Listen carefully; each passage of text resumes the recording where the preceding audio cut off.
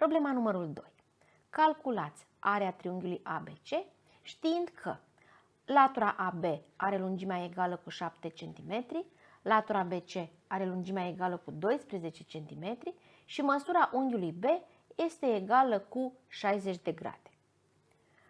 Avem deci un triunghi, cunoaștem lungimile a două dintre laturi și măsura unghiului dintre ele. Ne aducem aminte că dacă avem un triunghi ABC în care cunoaștem lungimile a două dintre laturi și măsura unghiului dintre ele, atunci area triunghiului ABC este egală cu A ori C ori sinus de B totul supra 2 sau A ori B ori sinus de C totul supra 2 sau B ori C ori sinus de A totul supra 2.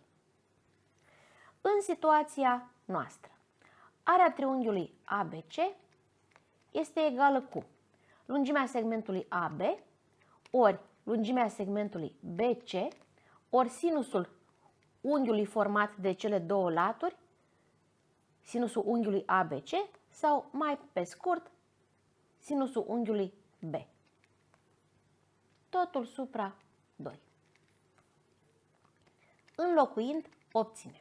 Area triunghiului ABC este egală cu 7 ori 12 ori sinus de 60 de grade, măsura unghiului B este egală cu 60 de grade, totul supra 2.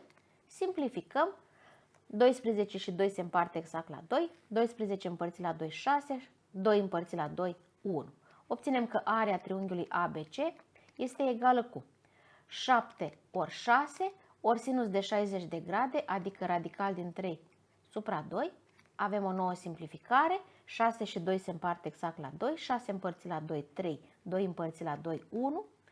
Obținem că area triunghiului ABC este egală cu 7 ori 3 ori radical din 3, adică area triunghiului ABC este egală cu 21 radical din 3 cm pătrați. Răspuns final, 21 radical din 3 cm pătrați.